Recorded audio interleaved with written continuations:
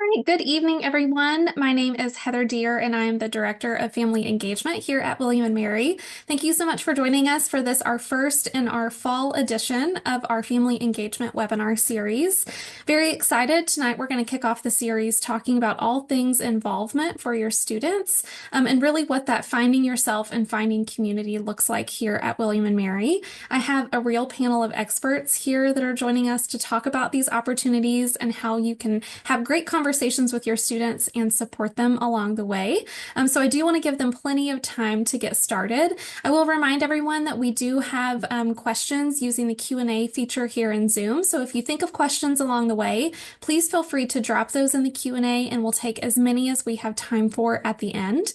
This session is being recorded, so you will be able to view this after the fact when it's uploaded to our YouTube channel in 2 to 3 business days. So with that, I'm going to go ahead and turn it over to the crew. Thank you so much for being here with us, and I will be in the background if you need me. Thanks so much, Heather, and welcome to everyone joining us this evening. I have been deemed the one to share the PowerPoint, so hopefully everybody's seeing slides. I'm going to look at my presenters. Okay, here we go. Success number one. It's going to be a good night. So first, who are we? I'm going to kick this off. I'm Lauren Garrett. I'm with Student Transition Engagement Programs, and I'm glad to be back here on the Family Webinar Series, and hopefully meeting a few new families this evening as well. And joining me tonight are my colleagues throughout Student Affairs. So I'm going to turn it over. Jen, your picture's next. That means you get to go next. Great. Hi, everyone. My name is Jennifer Leung, and I serve as the Associate Director for Student Leadership Development. Our office works to support a lot of the involvement opportunities on campus, primarily through recognized student organizations, fraternity sorority life, media and publication organizations, student government, as well as leadership development programs. I'm excited to be with you all talking about involvement opportunities tonight. Hey y'all, I'm Marc. It's good to spend some time with you all this evening. I'm an assistant director in the Office of Student Accountability and Restorative Practices. Our office has some unique involvement opportunities for students in the form of the Honor Council and the Conduct Council, and I'm looking forward to chatting with you about that. So, why are we spending time on talking about involvement when there's so many topics that could be addressed when you're thinking about your students' university experience?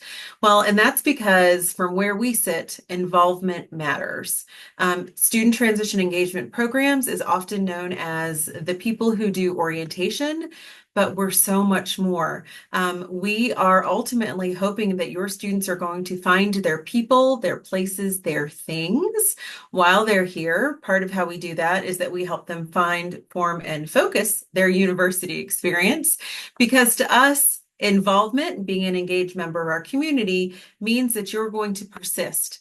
It means that you're going to be with us, not just your first semester, not just your second semester, but we're going to see you year 2, year 3, year 4, and ultimately see you cross that graduation stage. Research tells us that students who find a person, a place, a thing that they feel can contribute to their sense of belonging or community within the space within the first 6 weeks of their time in a new environment will lead to greater and broader persistence within that activity. And so really that's what we're leaning into here, is talking about how can we help increase belonging amongst our students? How can we help them find those people, places, and things? Because ultimately, when a student finds those spheres of influence, they feel that sense of connection. They start to build those relationships. They increase that sense of belonging within our community. And once students do feel that they belong and they do have that sense of community, ultimately, they're happier.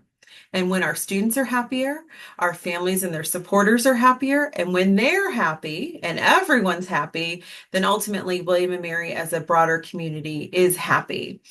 In order for students to get happy and our community to get happy, that's when we look to our colleagues in student leadership development and Jen to help figure that out when we're thinking about the practical, how do we get involved?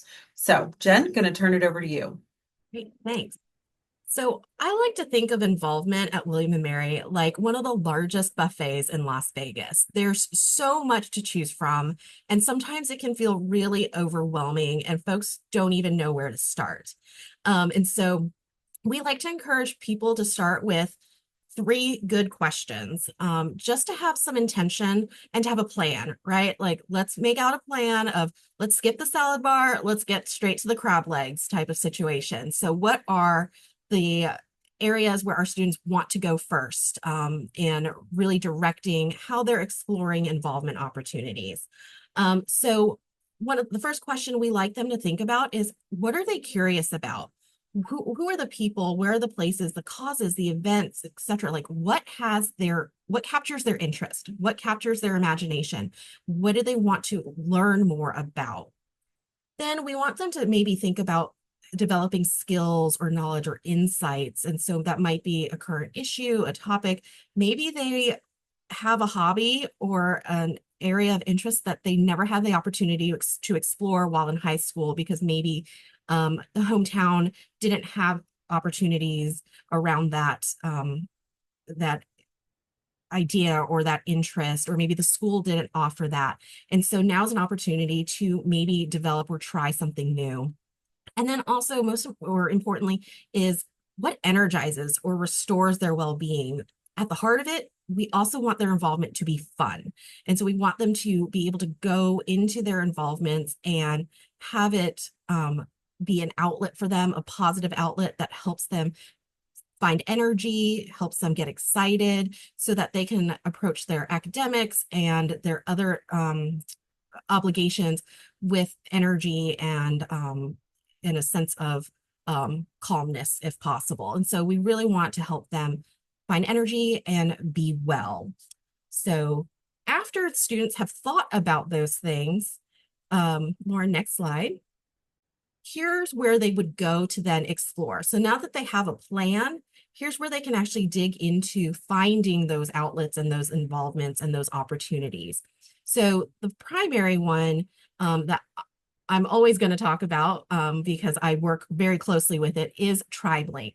So TribeLink is twofold in terms of finding involvement. The first is it's the official directory of recognized student organizations at William and Mary. So there's a keyword search that students can do. They can type in whatever the topic is that they're interested in getting involved in and see what clubs and organizations we might already have to offer that can connect them to those interests. The other thing that TribeLink can do is that it's a events calendar of events being hosted by student organizations and occasionally departments like Student Leadership Development or STEP, but events that are primarily for students by students. Right now, this academic year, there have at any given time been no fewer than 100 events in TribeLink events. So it's really robust. Some of those are in December. Some groups have really gotten on top of things and they've already planned things out for the whole semester. But there are constantly events being added that students can check out. You don't have to join an organization to attend a lot of the events being hosted. So that's another way that students can connect with an organization without necessarily joining it.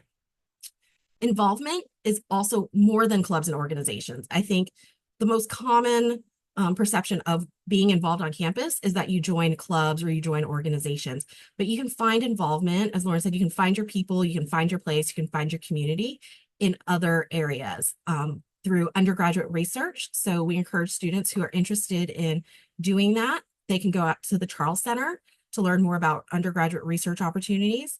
On-campus employment is also a really great way to get involved on campus. There are lots of departments that have student employees, from our student union to the campus recreation center, residence life, all across campus. Departments have students who work for them, and those opportunities are usually posted in Tribe Careers. And then the last platform we're going to highlight in terms of finding involvement is GivePulse. GivePulse is a platform where students can find opportunities to get involved in service and advocacy with campus organizations, but also community organizations out in the Williamsburg and Greater Hampton Roads area. So if there are nonprofits in Williamsburg that are looking for students to come in and volunteer their time to support the causes of the nonprofits, they can post them and give Pulse. And so that's another great way for students to not only get involved on campus, but also in our broader Williamsburg community.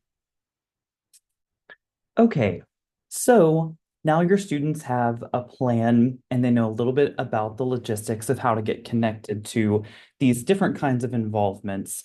As students explore these involvements, whether that be in a student organization or any of the other things that Jen just talked about, we not only want them to find their people, their place in their community, but we want them to find and join groups if they are joining clubs and organizations that are safe and healthy, where they can have fun, like Jen talked about, learn some things about themselves or the world, and achieve their goals. And so you can help them do this by encouraging your students to join groups with the qualities that you see lifted on the left side of the screen, those positive, healthy group qualities, and avoid organizations which display qualities like those listed on the right side of the screen. So why are we talking about this? Well, groups that have these unhealthy qualities like those listed on the right are just less likely to produce positive membership experiences, right? They're not going to be fun. They're not going to have those meaningful, enjoyable experiences for students. And another risk factor that we want to point out is that groups that have these qualities on their right are more likely to incorporate hazing as a part of their joining. And so it is September. We like to call September joining season.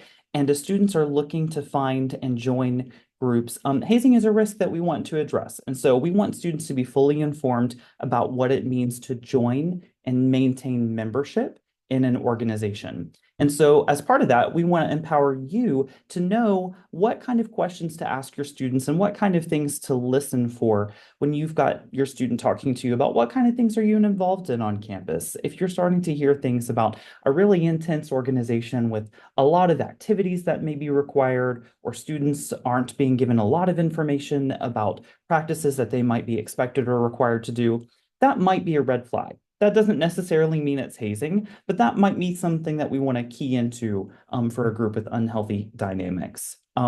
There are many groups of all kinds, a fraternity, a sorority, a club sport at William & Mary that display these healthy group qualities. And we want to encourage students to ask those good questions and seek out organizations that display these qualities. And your student can find themselves through their participation in groups with these healthy qualities. Next slide, please.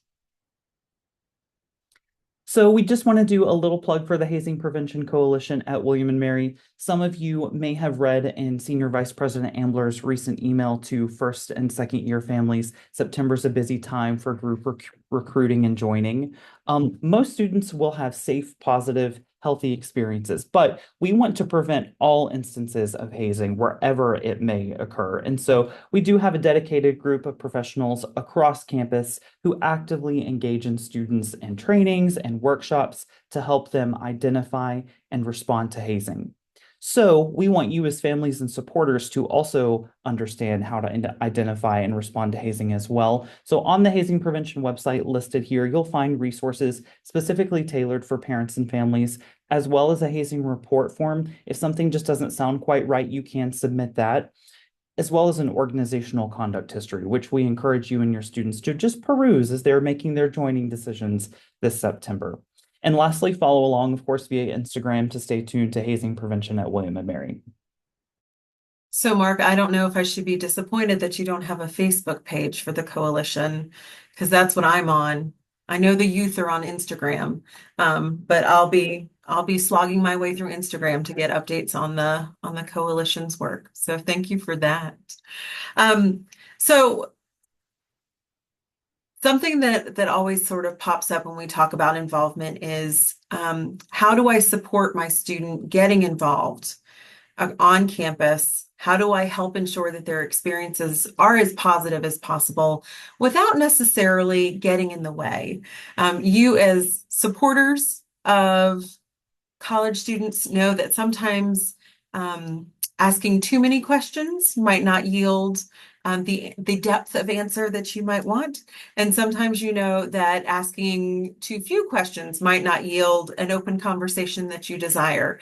So we have 6 tips that we'd like to share with you about how to support your William & Mary student as they navigate joining this season or any other season that may arise during the course of their time at William & Mary. So I'm going to encourage Marc and Jennifer to unmute when they so desire to add to the conversation. So here we go. 1, we're going to ask and encourage you to endorse the concept of depth over breadth. And so depth over breadth is a campaign that Student Leadership Development, Jen's group, really hones in on because it encourages students to really dive deep into 2, maybe 3 things during their time at William & Mary, and to do them really well and with passion. If we were in person, I'd ask you to maybe raise your hand and ask how many of your students accumulated a laundry list of activities and events and roles during their high school experience that they listed on their application in order to get into William & Mary. Many of you would be raising your hands right now. And that's common when it comes to the application processes for colleges and universities. But we'd like to alter that thinking a little bit and encourage students to think about those 3 questions that Jen asked, and really encourage them to think about how are they spending their time? Do they want to spend their time feeling like they're rushing to 6, 7, 10 different club and org meetings or 10 different activities and feeling like they're just skimming the surface? Or do they really want to get invested and make an impact in 2 or 3 areas really deeply? So we're going to encourage you to encourage them to consider depth over breadth. Now that's going to look different depending on where your student is in terms of their university journey. For those that are just starting out, first semester, first month, first joining season, it may look a little bit different. Your student may have told you that they walked through the student organization and activities fair during orientation and said, I put my name on 12 things. Is that uncommon, Jen? No, she's shaking her head. No, it's not uncommon because students are still, they're at the buffet, right? They're still snacking. They may be taking a free sample here and there. And eventually they're going to land on some activities that they want to join. And when you're having conversations about what have they sampled versus what have they chosen to take back to their seats and enjoy for their meal, have I taken the analogy too far? Perhaps. But when they depart that buffet, we're hoping that maybe they'll have 2 or 3 yummy things on their plate versus that whole host of 10 moving forward. So depth over breadth, tip 1. Tip 2, once your student has sort of settled into a routine, they maybe have joined a club or 2, they maybe are thinking about what else can my plate handle, encourage them to take on 1 new thing at a time.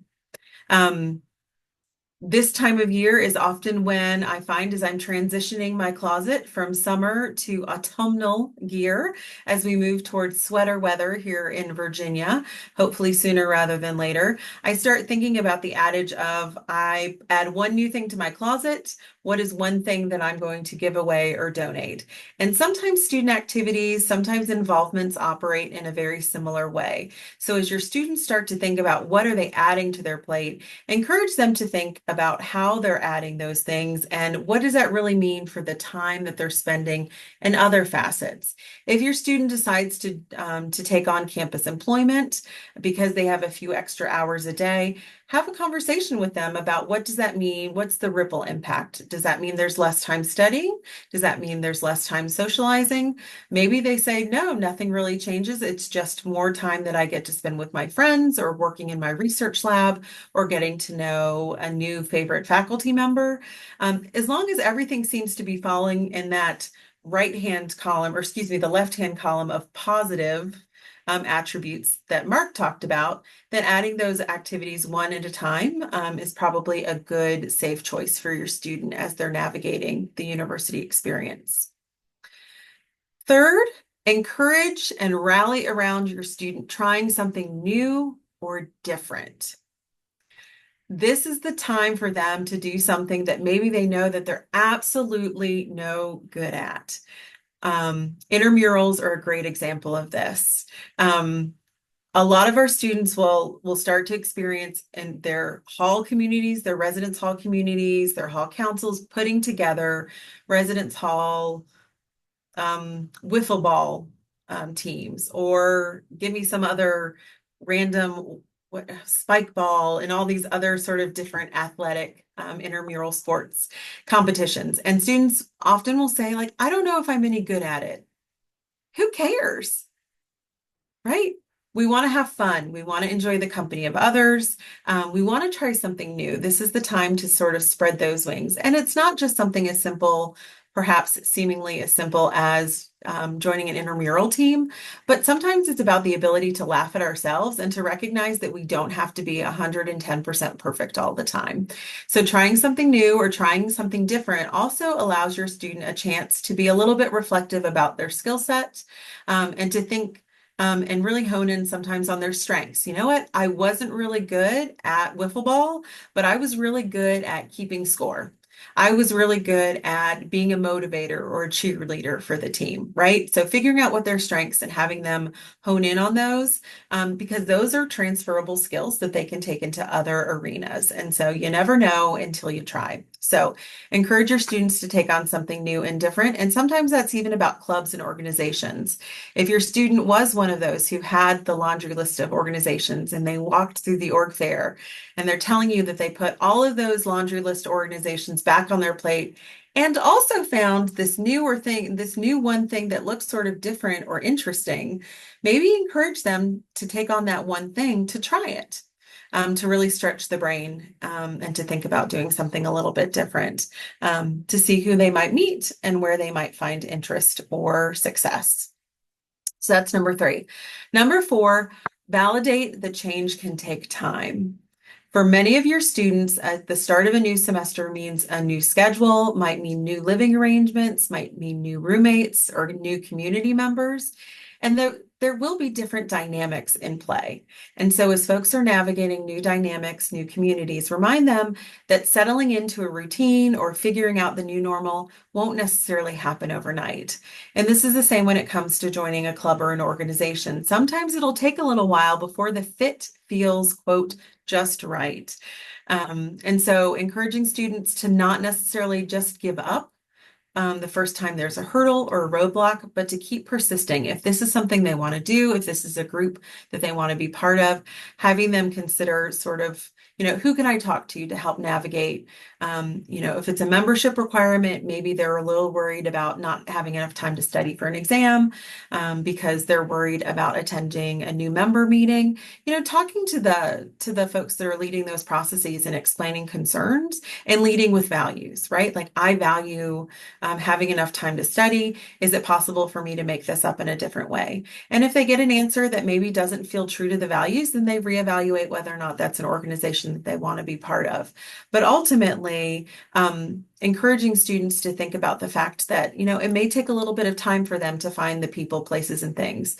Some of our students talk about the fact that when they return to us in the spring semester, they attend the mid-year student organization and activities fair. And it's not because they haven't made friends or they haven't found an organization to be part of, but they're always sort of looking for a what if.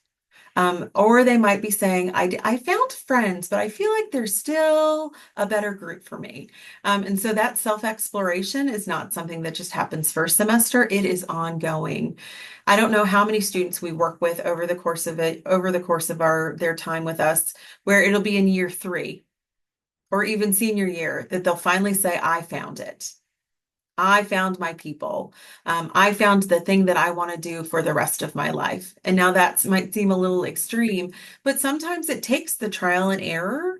Sometimes it takes the growing and the evolution of self for a student to sort of land in that sweet spot where they say, oh, this is it.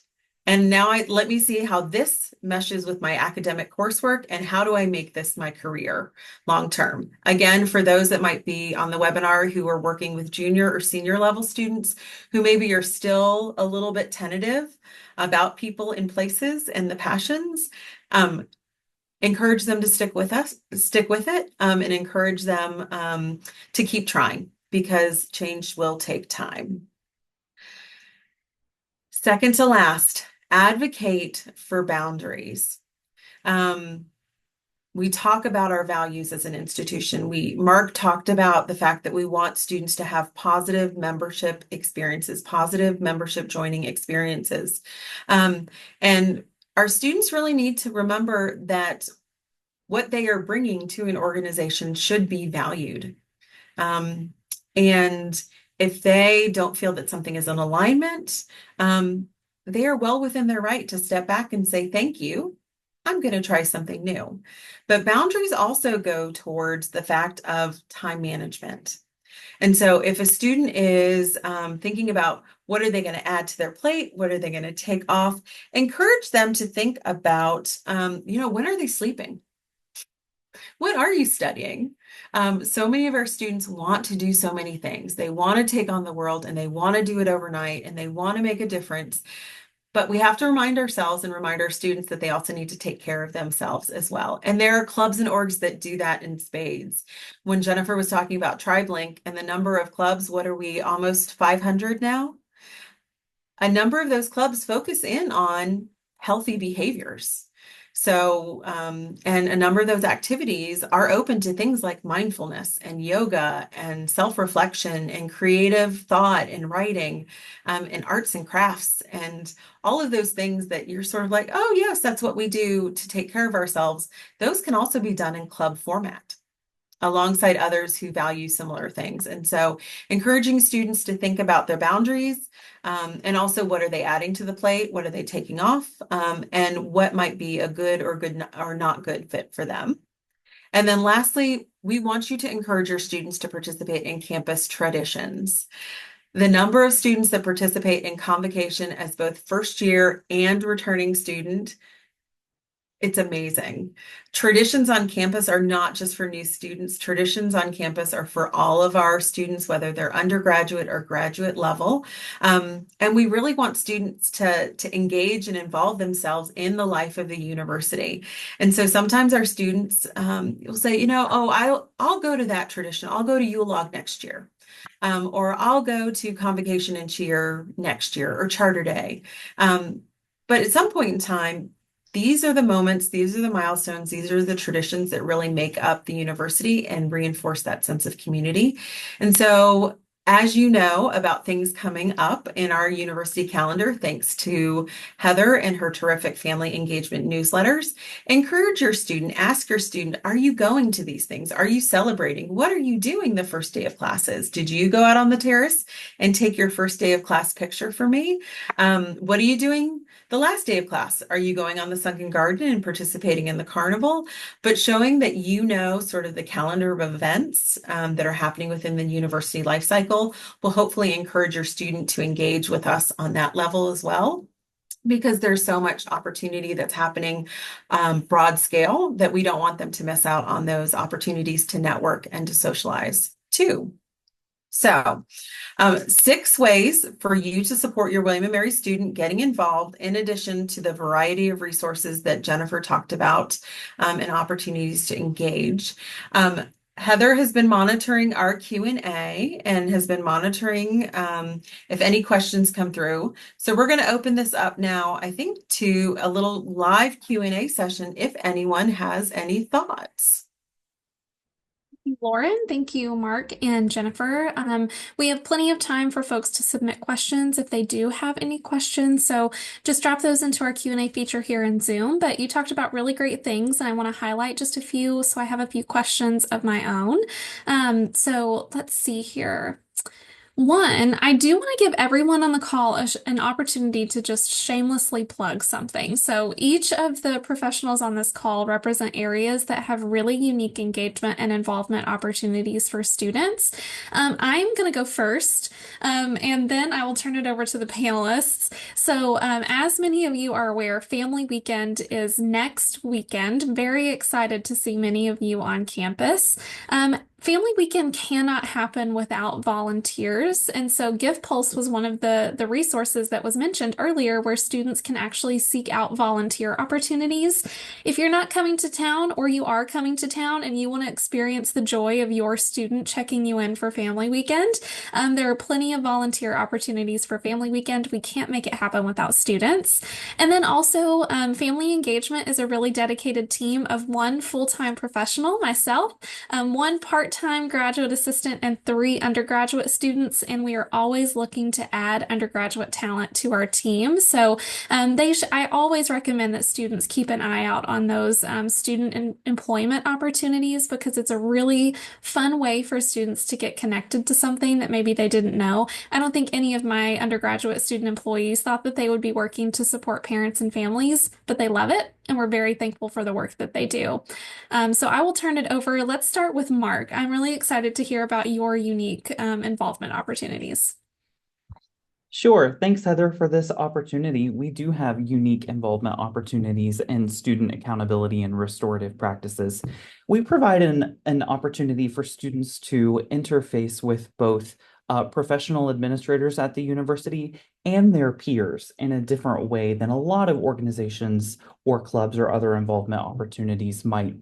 We give them a lot of responsibility, and that's because of the strong history of student self-governance at William and Mary and the importance of peer-to-peer accountability. So through opportunities like the Honor Council or the Conduct Council, students have responsibility in working with other students who are going through perhaps a challenging moment in their William and Mary experience. But we know the value of having a peer sit with a peer through that challenging circumstance and help them take the next right step. And so these are great leadership opportunities. Like I said, get the chance to work with some administrators, make a difference on campus, a lot of really good leadership experience for students who might be interested in something similar related professionally. We have a lot of students who work with our office who do want to go into the legal field or profession, but not exclusively. We have students that represent all of the backgrounds and majors that work with our groups, and we think that's great. So our groups recruit throughout the fall semester and into the spring, so you can tell them to be on the lookout for student accountability and restorative practices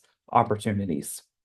Yeah, those are some really interesting and unique leadership opportunities and get to engage with students in really cool ways, like doing the pledge at orientation. And then I know you all do a homecoming reunion during homecoming. So it's a great way to both get those transferable skills to use after they leave William and Mary, but also to form community while it's happening. So cool opportunities. Jen, you want to talk about anything specific? There are lots of things happening in SLD, but anything specific right now? Yeah, so one of the things that I'm really excited about is our Leadership Accelerator program. So typically our approach to leadership is that anybody can be a leader. There are different skills and experiences that people have that help them be effective leaders. But we do offer a program, and it's in the fall this year, to help jumpstart or help our students accelerate their leadership journey while they're here at William and Mary. And it's a program. We meet on 2 Saturdays in the fall semester for a few hours each of those Saturdays, 10 to 4, 10 to 5. We will feed them lunch. And it gives the students an opportunity to really understand a little bit more about who they are as a leader, how their values help them be resilient as leaders and to persist as leaders, what their strengths are and how they use those strengths to engage with others, how to engage in healthy and productive conflict and navigate challenges, how to use emotionally intelligent leadership. So a wide variety of topics, all while getting to know other students and learning more about their, like where they're involved. And a lot of times they get connected in terms of like, oh, I didn't know someone in that club, but now I know you. So maybe I'll come to your event or your meeting. It's a really great way to network and learn more about yourself as a leader. That application is actually due this Wednesday. So we're coming up to the last couple of nights to submit an application. And so I think that's a great opportunity for students who are looking to get involved and looking to expand their understanding of who they are as a leader.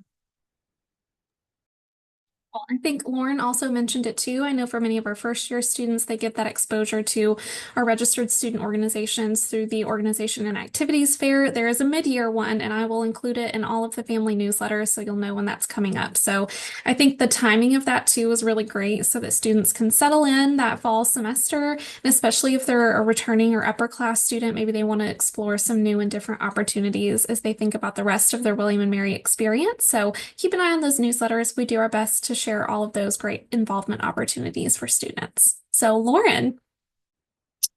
Where to start? Where to start? I think when it comes to STEP, the immediate first thought that most folks have when it comes to involvement or engagement is to become involved with the program through orientation and to wear a bright yellow neon shirt. However, we are much more than just neon shirts, folks. We have actually two student groups that work specifically with our office to help support students as they move through their university experience. What I'd like to highlight is actually a new program that we'll be launching here in the next month and a half. And that's our transition coaching program. And so these are the student leaders who will be working with alongside our professional and our graduate student staff to support students as they find, form, and focus their university experience. And so think of them a little bit as a cross between a resident assistant, an orientation aide, and a peer advisor. They're going to know a whole lot about a lot and be able to sort of serve as that information filler in between questions or concerns, especially for sometimes our students in the second, third, fourth semesters. So thinking second year, maybe thinking about declaring a major, maybe not quite sure what major might be of interest, or they might be thinking about when do they want to study abroad, or they're just coming back from study abroad.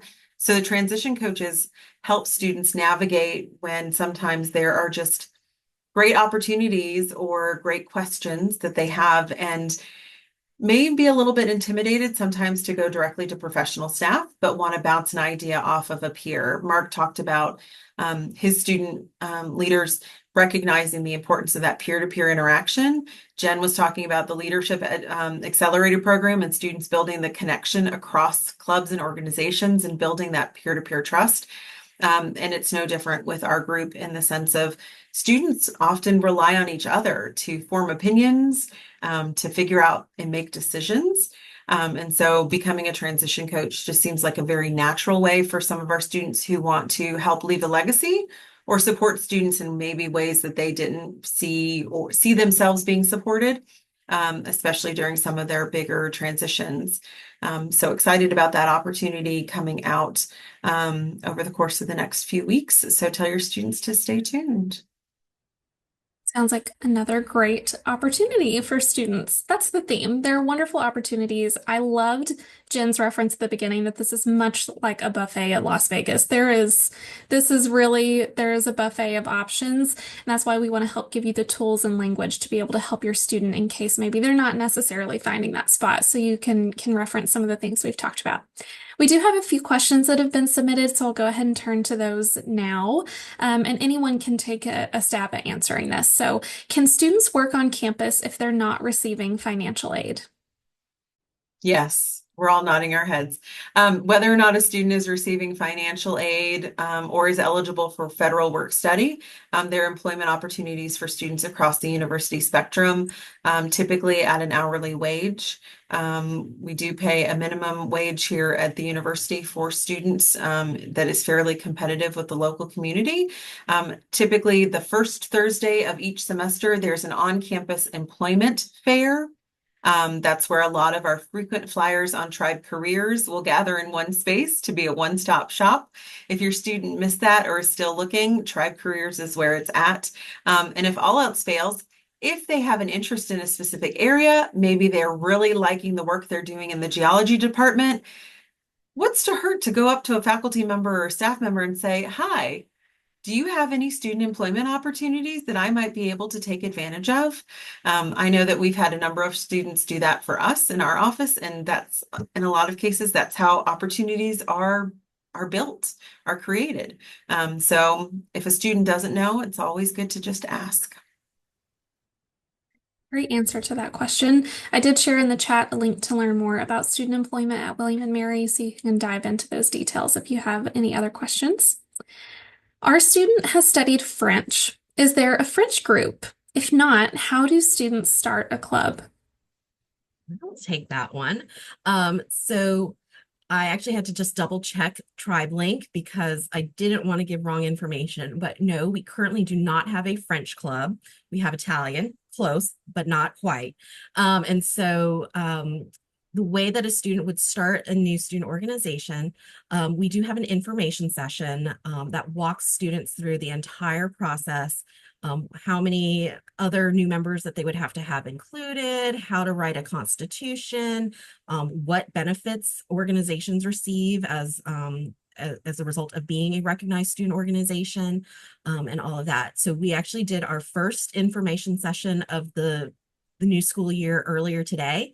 And so we will have 5 more this semester, and they are all listed in TribeLink events. So students can go there to see when the next session is being offered. I believe it's going to be the last week of the month. And so they just come to the session and learn more about it, and we'll walk them through the process and give them some tips and strategies for successfully navigating that process. I think you mentioned something really important at the beginning of your answer that I want to highlight. You said that you searched TribeLink to see if that existed. So what is the quick tip on how students can figure out if a group that they're interested in already exists? Yeah, so they just go onto TribeLink and they click, there's a little icon with 2 bodies, 2 people, because that symbolizes organizations. And so they'll click on that, and there is a search feature on the left-hand side of the screen, and they can either search by categories. So if they're like, I know I want to look at media groups. And I'm sorry, my lights just turned themselves off. If they want to join a media group, they can search media, and all of the groups that are in that category will show up. Or they can do a more specific search by putting in a keyword. And we do recommend maybe trying a couple different versions of keywords to be a more comprehensive search, but they can just search that. And if it's in the name of the org or in the description of the org, the results will pop up for them. Hey, good to know. We just had a question come in about a Japanese club, so I would recommend that your student take that great advice. They can search TribeLink for maybe the keyword search of Japanese and see if that pops up. If not, they can learn more about how to start their own student organization. So, next question I see here. We saw my daughter this weekend, so we won't be there for family weekend. Is there any activity for students whose families won't be there that weekend so that they don't get sad? Which is a really great question because we will have quite a few families on campus, but everything on the family weekend schedule is open and available to all as long as there isn't registration required, so students can take advantage of those events. I know we're partnering with AMP on a number of events, and so those events will also be open to students to attend. So for example, our family weekend tailgate is something that students can come to, and a variety of other events where they may want to just see their friends perform. So we're going to have a number of student performances happening during family weekend. Maybe they just want to go take in that performance. It's definitely normal to see students supporting other students at those events. And this is going to be just also a normal college weekend here at William and Mary. So there are things happening that I don't even know about because they're not on the family weekend schedule. And it's just student orgs being student orgs, groups of friends being groups of friends. So not everyone has a parent or family member on campus during family weekend, but we welcome any student that's interested in taking part of our activities, as there are lots of fun things that maybe don't always happen. For example, I think if there's a group of students who they don't have family coming into town, but they want to get involved, the Great Williamsburg Adventure Race is a great one to get involved in. Grab a group of friends and really explore Williamsburg. So that's a fun one on the schedule. So not all of the events are exclusive to families, and students will be partaking in a variety of different ways. The football game's happening, lots of athletic events that they can all get in for free with their student ID as well. So great question. Okay. We have just a few minutes left, so I'm going to ask just a couple more questions. So let's see here. I'm going to pick a good one. So I know we've talked about quite a few like formal ways that students can get involved or find community, but I think I'd love to hear from each of you. What are some of the non-traditional ways that we think students are finding community at William and Mary? So like not the org fair or like not attending an information session, but what are the ways in which community is found at William and Mary that maybe we're not seeing on an event calendar? I'll chime in. So I used to go to the recreation center and take advantage of a Fitwell pass where you can take different fitness classes and things like that. And it was really fun to see the regulars who would go to the same class every week, or maybe they were the Monday, Wednesday morning class of body pump or grit or whatever. And you just see them start to build connections and community because they see each other in the same place at the same time, doing the same activity. And so while it's not a club, it's not an organization, it's a great way to be connected to other people and to start to build community. And then sometimes they take oh, well, let's go grab breakfast after class next week. And so I think that's a great informal way to build community. Great one. Mark, are you trying to wait me out? Is that what was happening? Heather, my immediate reaction when you were talking about that was that I hear so much about community being built after hours. Like we're talking like 1 a.m., 2 a.m. conversations happening on the Sunken Garden or on the Sadler Terrace. And oftentimes families will say 1 or 2 a.m. They're exploring what it means to need sleep. Or they're in a really good conversation.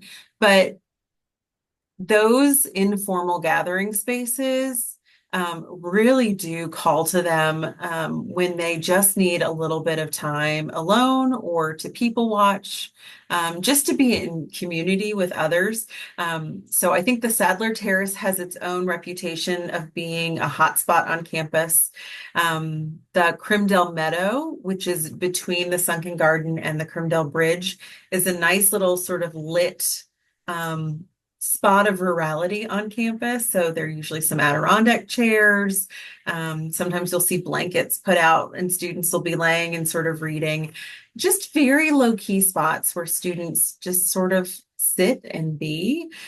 And then others will sit and join them, or they'll see a friend that walks by and they'll call out to the friend. But I think just some of those natural happenstance moments are where our students are building sometimes the most meaningful community because it's authentic and it's genuine and it just feels very organic and natural. And sometimes that doesn't happen when the normal harried Monday through Friday 9 to 5 is happening too. So off hours.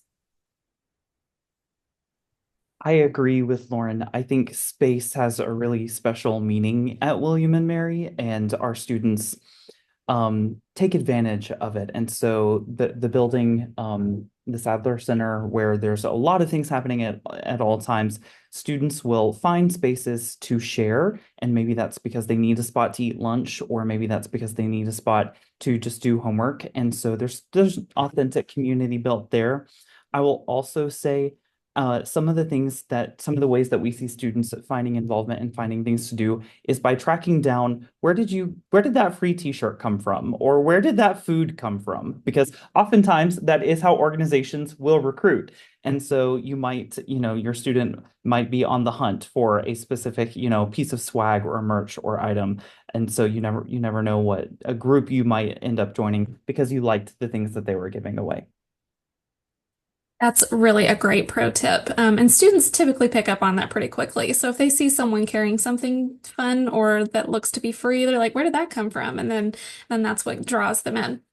I think the one thing that none of us mentioned that I think is really built into every student's experience and is an easy way for them to start forming connections with others is the classes that they're going to every single day.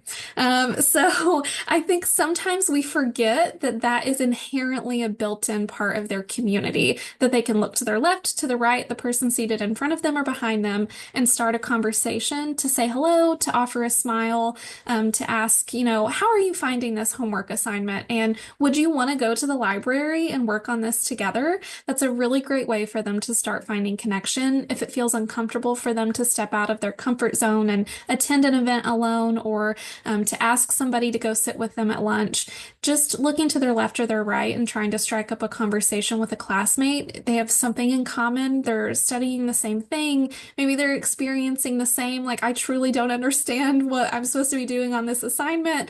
And they can really connect with one another in that way.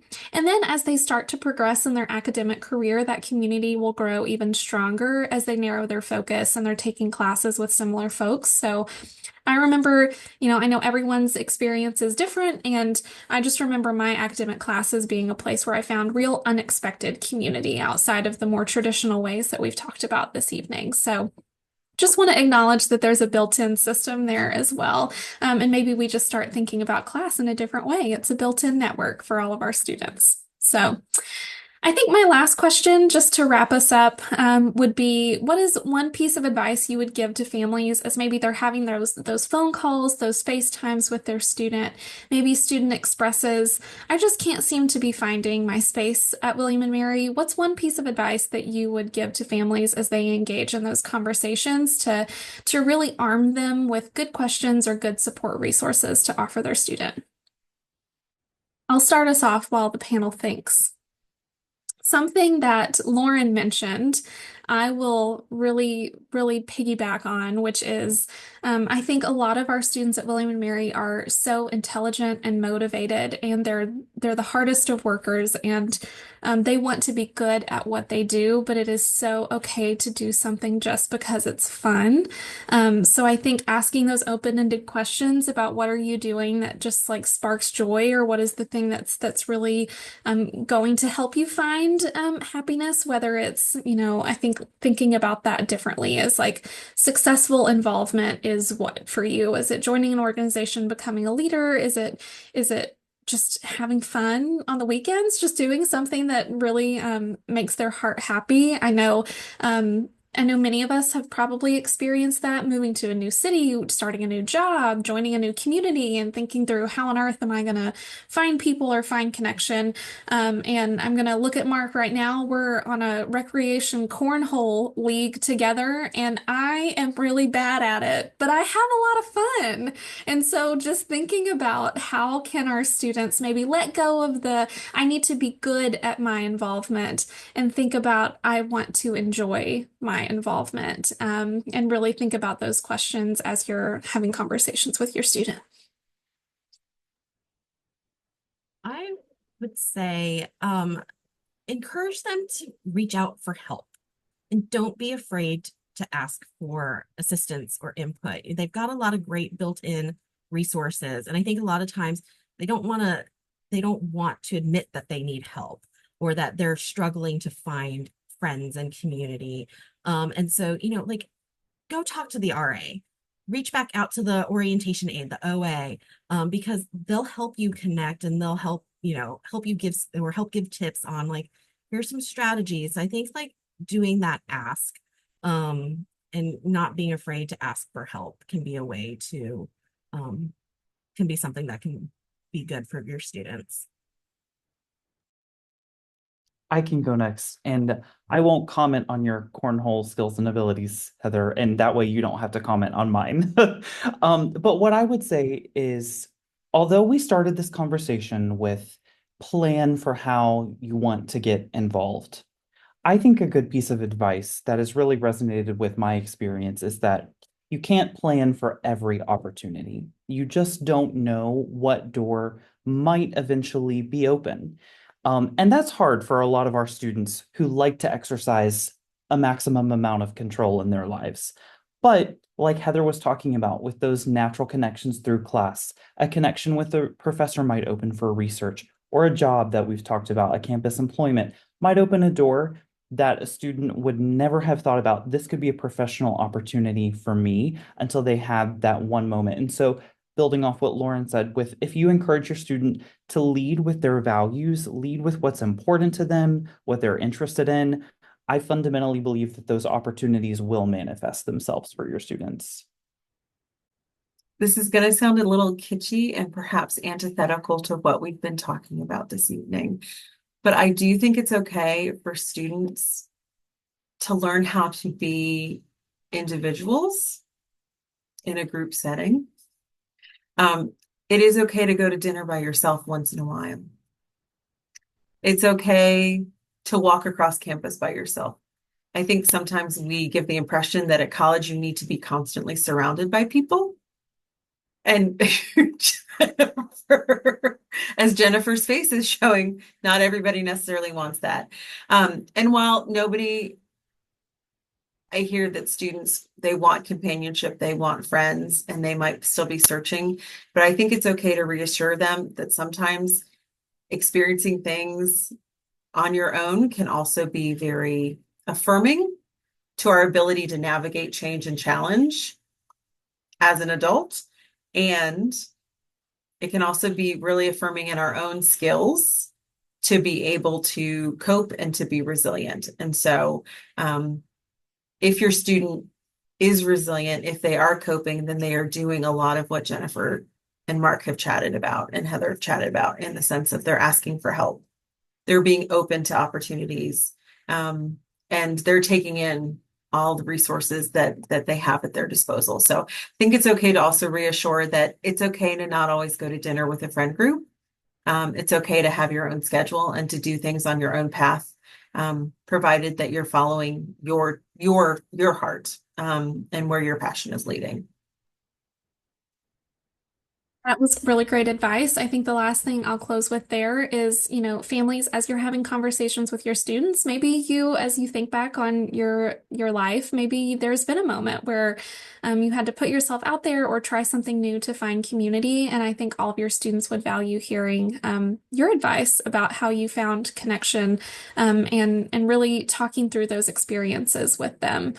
They value your advice and your input. So I think being open and honest with them about any of those moments in your experience where you were like, I had to try something different, and this is what I tried, and it either worked or it didn't, but this is what worked for me, or this is what I tried, I think would be really valuable to students as well. This is where they get to learn some of these skills. And so you sharing any input or wisdom from your years of experience would probably be very valuable to them as well. So just want to say thank you to Lauren, Marc, and Jen for joining us this evening. This was the first in our series, and we have a few more coming up during the fall semester. So be on the lookout in your monthly newsletter to see what topic is next. This session was recorded. It will be uploaded in the next couple of business days. If you want to reference back, if maybe a couple months down the line you think, I need to refresh myself on those wonderful pieces of advice that the panel gave, then you can do so. So just want to say thank you to our panelists again. Thank you, families, for joining us, and we will see you on the next one. Goodbye, everybody.